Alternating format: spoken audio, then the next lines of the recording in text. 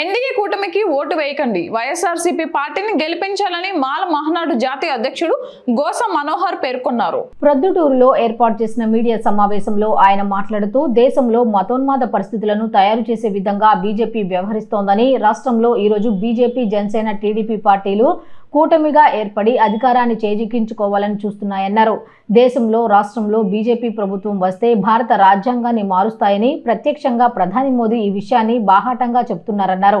బీజేపీకి ఓటు వేస్తే doctor BR Ambedkar రాసిన రాజ్యాంగానికి ప్రమాదం పొంచి ఉందని, పరిపాలన చేయడం చేతకాక మతం పేరుతో రెచ్చగొట్టే ధోరణి బీజేపీ చేస్తుందన్నారు.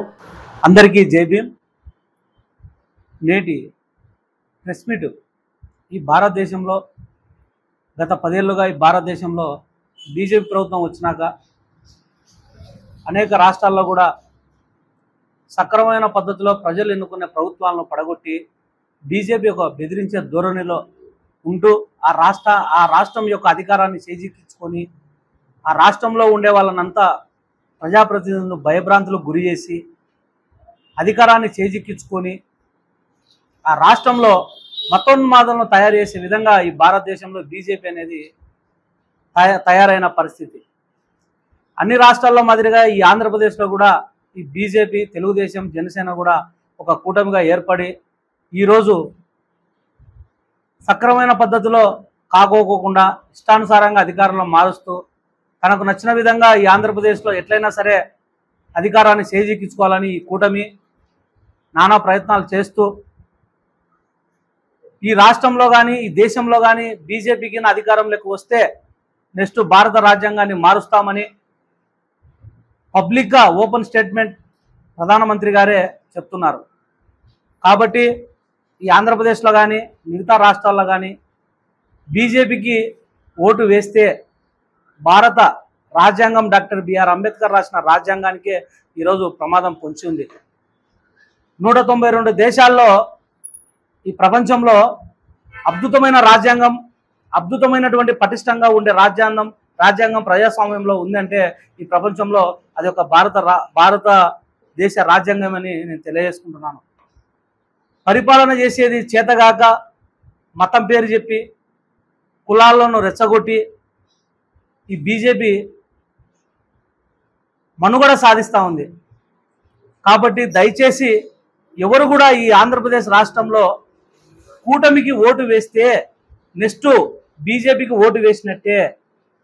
అధికారంగా పొరపాటున ఎవరైనా బీజేపీకి కానీ, జనసేనకు కానీ, టీడీపీకి కానీ ఓటు వేస్తే భారత రాజ్యాంగం అనేది మారుస్తారు. తర్వాత దళిత, క్రైస్తవులకు, ముస్లింలకు ఈ భారతదేశంలో ఉన్నటువంటి గత పూర్వం నుంచి కూడా ఇదే దేశంలో పుట్టి ఇదే దేశంలో పెరిగిన మా అందరికి కూడా ఓటు హక్కు తీసేసి మళ్ళా పూర్వము మూతికి ముంత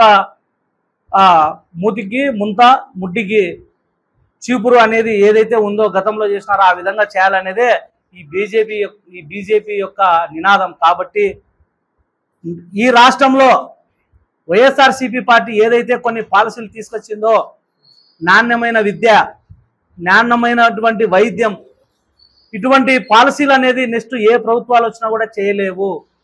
ఇంగ్లీష్ మీడియం అనేది గత స్వాతంత్రం వచ్చినప్పటి నుంచి లాస్ట్ ప్రభుత్వం వరకు కూడా ఏ ముఖ్యమంత్రి కూడా చేయలేదు.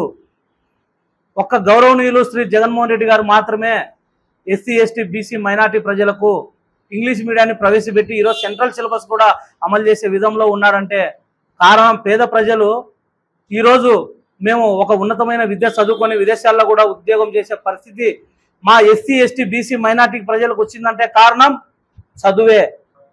ముస్లింల మీద, దళిత, క్రైస్తవుల మీద పొరపాటును కూడా బీజేపీ ఇప్పటి వరకు మణిపూర్ ఘటనలో అనేక ఊచకోత కోసి అనేక మంది ప్రాణాలు బలిగొన్న పాపం ఆ బీజేపీదే.